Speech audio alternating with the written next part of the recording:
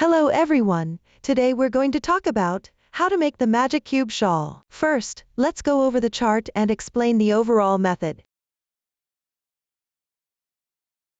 Start with 141 chains, then work in rows. This creates the main part of the shawl, working in rows to achieve a checkerboard pattern with magic cube yarn.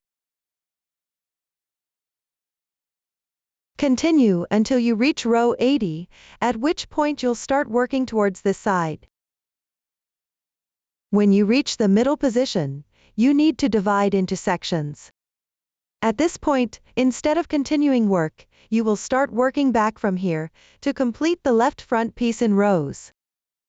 After finishing the left front piece, return to the dividing point, skip one single crochet, and join the yarn here. Then continue working the right front piece. Once this is done, the entire shawl is finished. After complete, if you like tassels or pom-poms, you can add these decorative elements according to your preference. For working the checkerboard pattern with magic cube yarn, there are two important key points. One is that each color segment of the yarn must correspond to the number of single crochets in chart. For example, with vintage red, you have a crimson color segment. When you start working on the crimson section, you must use this color to make 3 single crochets.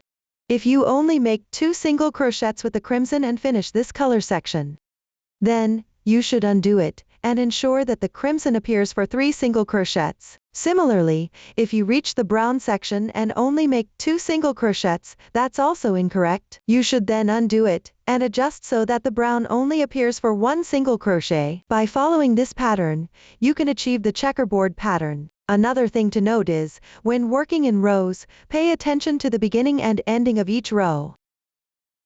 For odd-numbered rows, you work 1 chain and 1 single crochet. For even-numbered rows, the beginning and ending will be 2 single crochets together. So, pay attention to how you start each row. For odd-numbered rows, start with a single crochet followed by a chain. For even-numbered rows, start with 2 single crochets.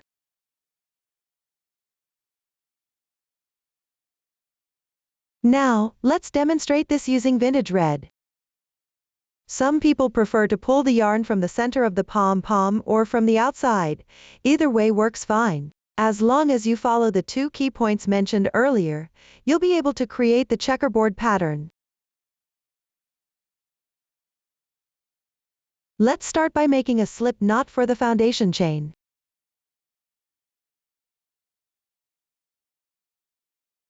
Like this. This is a chain stitch. Now we need to make 141 chain stitches. Alright, I've completed the 141 chain stitches, and it looks like this. Let's get familiar with the colors in vintage red.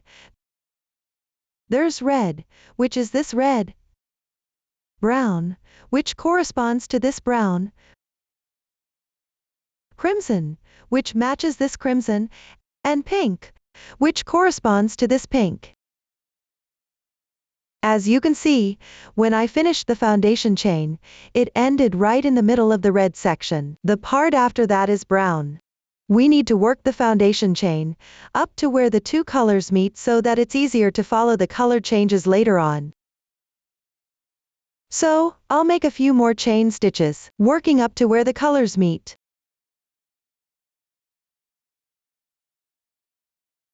Now we're at the color transition point, and the next color is brown. For brown, we should start with a single crochet. First, make a standing stitch, then work 1 single crochet.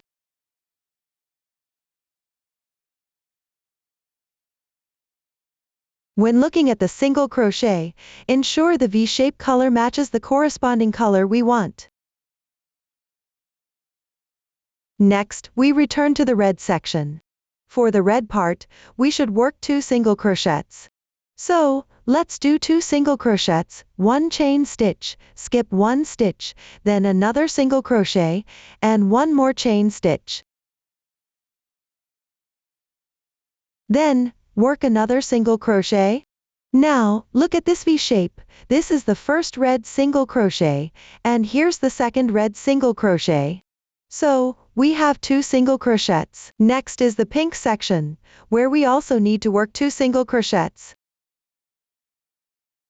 1, 2, okay, 2 single crochets. Now for the crimson section, we have a little bit of extra pink remaining. Let's incorporate it into this chain stitch so that we can start working with the crimson. We need 3 single crochets in crimson, so let's work 3 single crochets in crimson. 1, 2,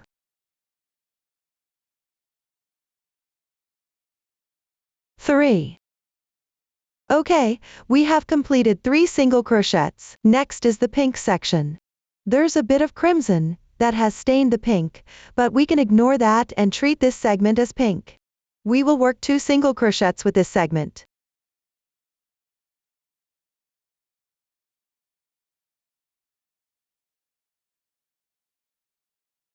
1, 2, okay, 2 single crochets are now complete. So, you just follow this method, whichever color you encounter, you work the corresponding number of single crochets. For example, with the pink section, if I crochet too tightly,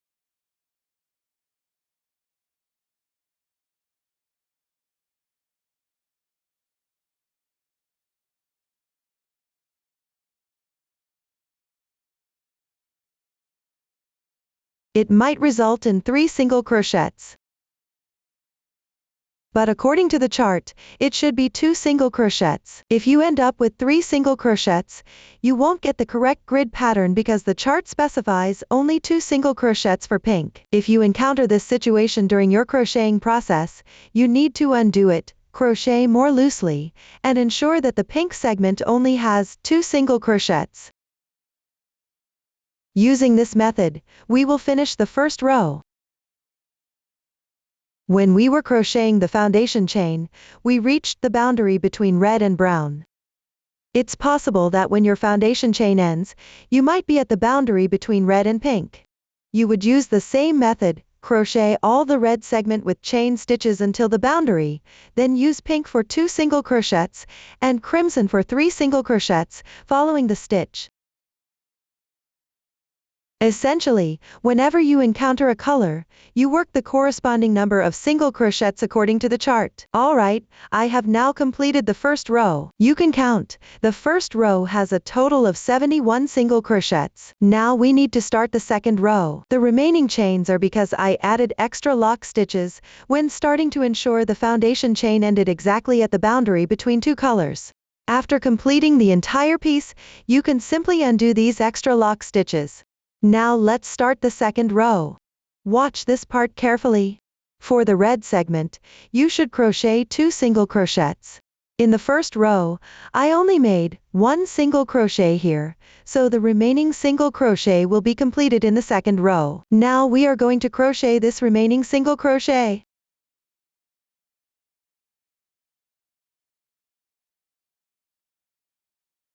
Make it slightly tight, so there is 1 red single crochet in the first row, and 1 red single crochet in the second row. Next, we continue with the second row. Pay attention to the second row. As we emphasized earlier, the starting position should have 2 consecutive single crochets, not 1 single crochet and 1 chain stitch. So we don't need a chain stitch here. Instead, we directly crochet the single crochet into this chain space. This is a brown single crochet, which we have now completed. Next, we have a red segment. The red segment requires 2 single crochets. We can start with 1 chain stitch, followed by 1 single crochet. This is the pattern repeat. 1 stitch. 2 stitches. Okay, 2 stitches. Next, for the pink segment, crochet 2 single crochets.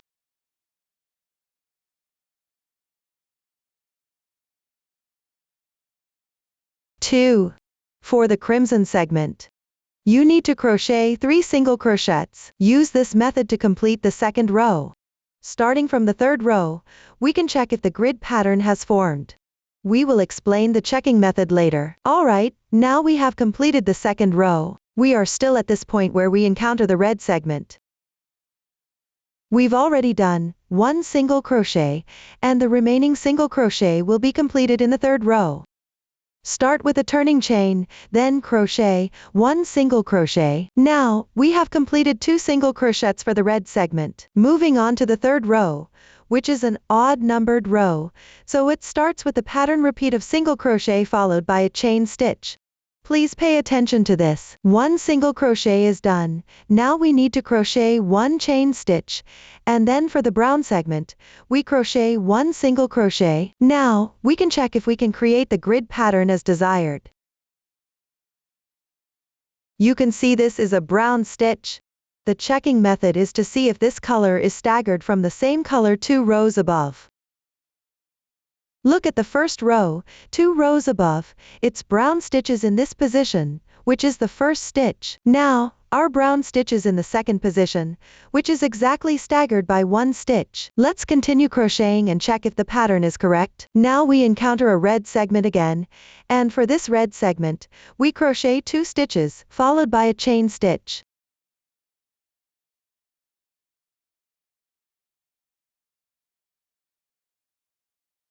Alright, these 2 red stitches are completed. Let's look at 2 rows above. Here were 2 red stitches, 1, 2. Now, we have them staggered by 1 stitch, 1, 2. Next, we continue to crochet pink, 1 stitch. 2 stitches.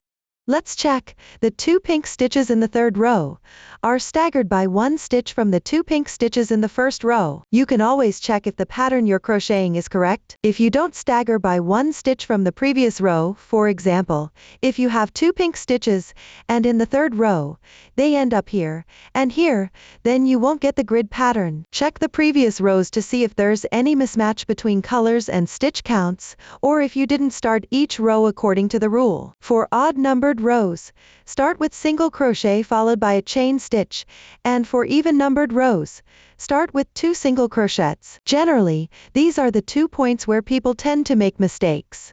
Just check these key points while crocheting. For the rest, continue working in rows, matching the colors with the stitch counts. When working on odd numbered and even numbered rows, pay attention to the starting and ending stitches. Use this method to complete the main part. By the time you reach row 80, we have another video that teaches how to divide the sections. You can switch to that video to watch the detailed method for dividing sections.